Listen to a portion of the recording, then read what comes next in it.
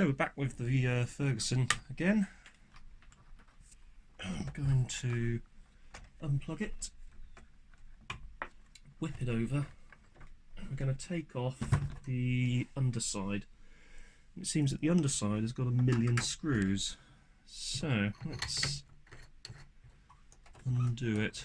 Let's have a look at this actually. This was comes from Coventry.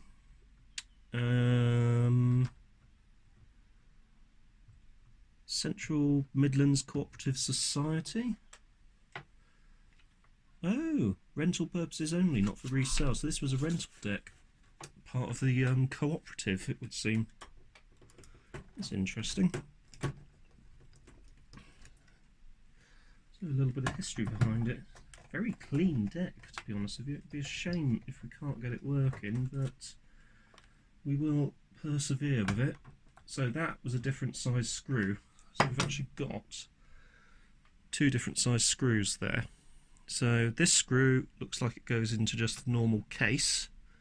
The larger screw looks like it's holding in something. So I'm going to put that separate to those ones. We've got a completely different screw over here with the built-in flange sort of washery thing. That is immediately underneath the deck by the looks of it. This is where everything falls out. Let's see, that is wanting to go. There is something holding it in there, which is interesting. So there's something on the other side, I think, that's possibly holding this back. Let's flip her over.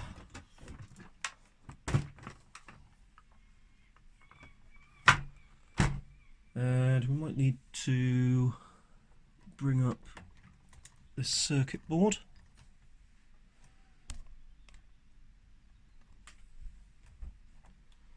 So there's two screws holding that in. Keep those out of the way because they are completely different to the other screws we've been dealing with. And that should... Oh, hang on. There is a screw here. I think this RF can is part of the board actually. So let's remove this screw here. Let's screw the SCART socket back in. So if we don't need to remove that immediately, we won't. And hopefully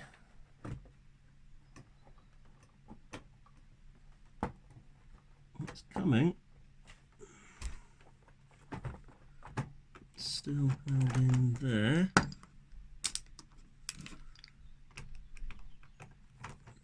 Let's pop that out.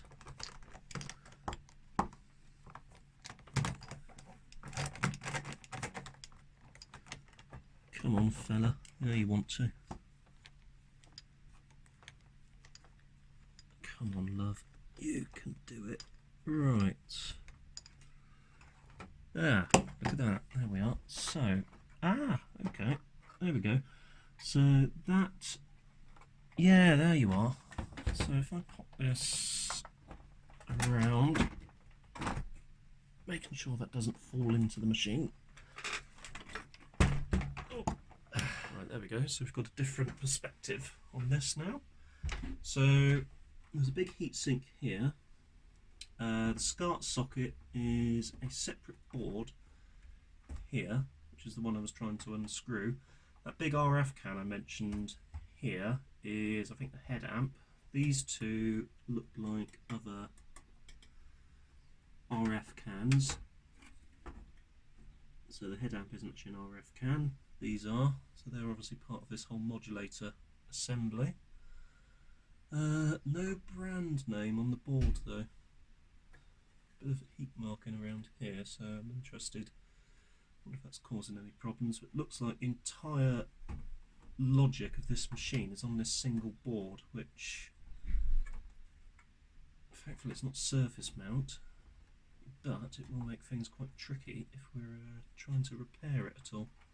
Looks like we've got a mode switch arrangement here. the thing I was looking for was what is holding in this actual main board, the main assembly underneath, and the answer at the moment is I'm not sure. So let's just put that back there, come up here and over, and we're still locked in place. I've just discovered what it is. It's this. I'm sure of it. So if I prise that back there, yeah, it's this whole back is, yeah, it looks like this whole lot is actually held in place with the front fascia, which I'm just prising up here.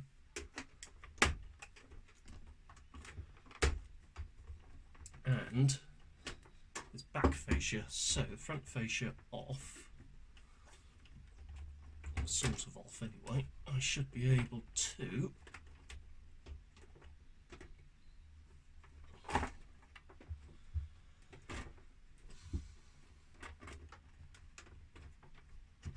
come up here and here and over here, surely. Can you? Gently does it. There.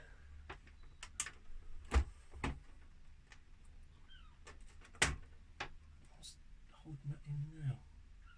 Oh, hang on.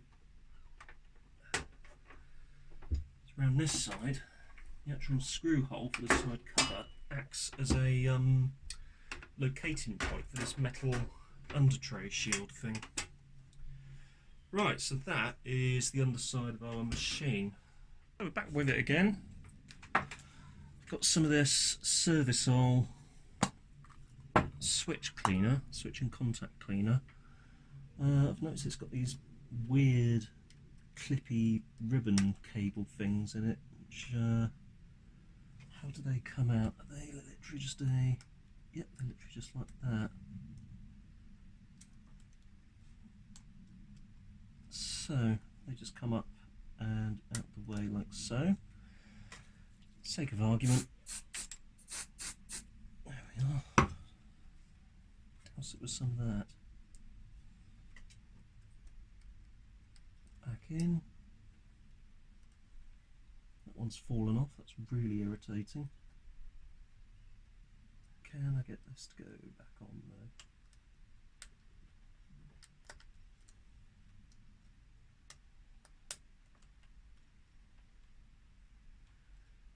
Potentially yes, possibly no.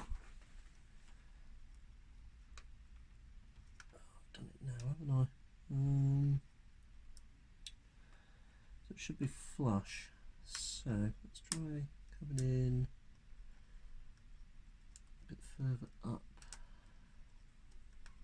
here.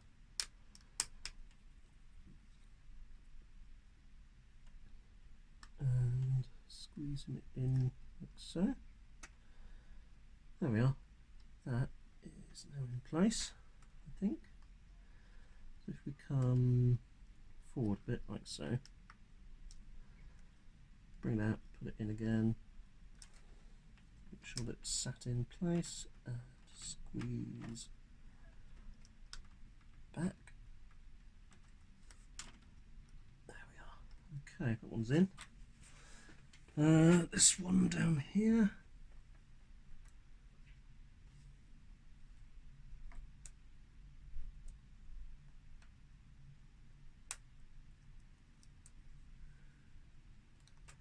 Same scenario again. Switch cleaner. Don't even know if this will do any good. Back in with this horrible ribbon cable. I hate these things. Great for packaging, but when you need to actually repair the machine, they're a pain in the behind.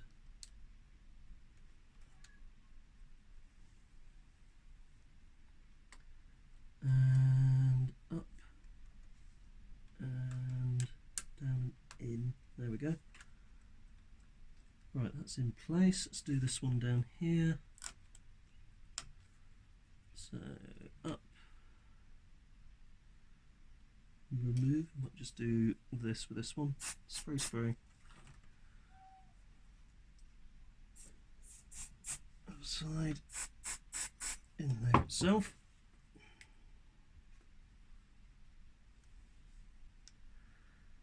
Down and in. Right, I think that is in place.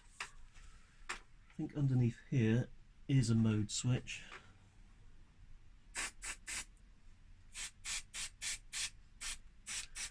Can't really get in there easily.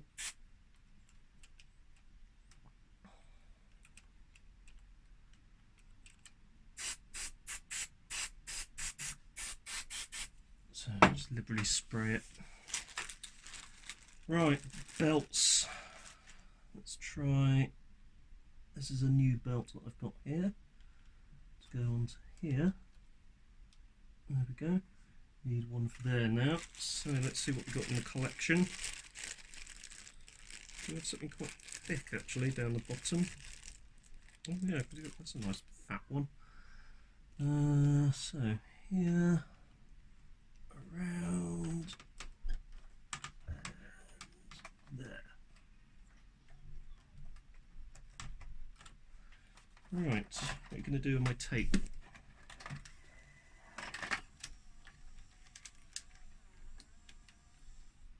You're going to try playing it, that's what you're going to do. Okay. That's different than I expected. That's actually very different. It's actually laced up the tape.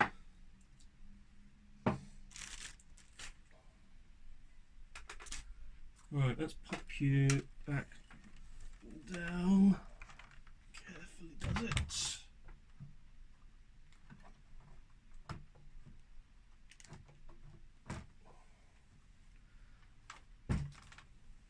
Lace the tape at the moment.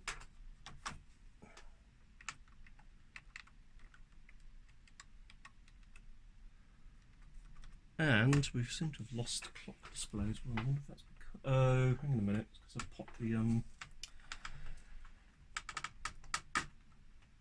it's because I popped this off. Let's pop it back in.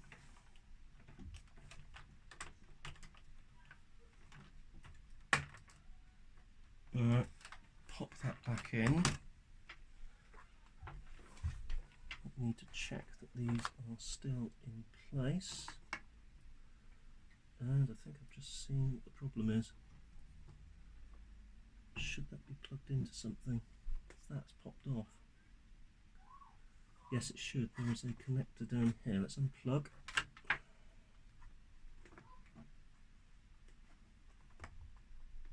Where does that go? Okay, plug back in.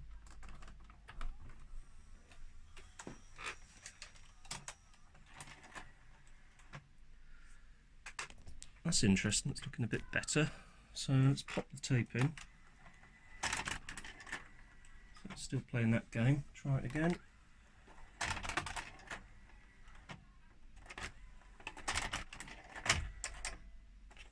We did get to a point where it was really quite happily accepting that cassette fully.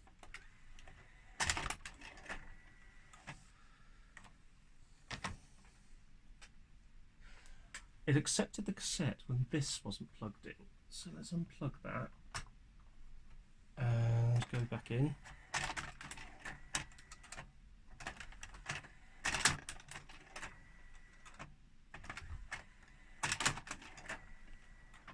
Okay, let's see, that's not doing anything.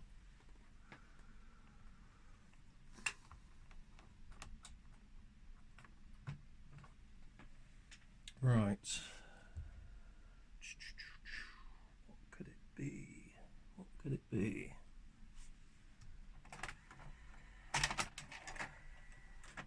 Let's go back up on the side again. Let's see what's going on underneath. So,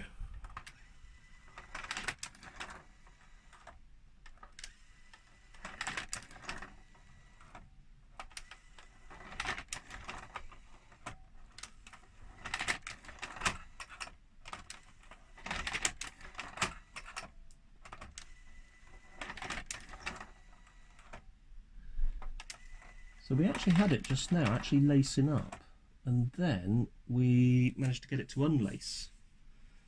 Put a thicker belt on there. I wonder if I've got a thicker belt for the... Yes, I do, I think. Let's try this one on here. So a thicker belt onto here, so we've got a bit more grip on it.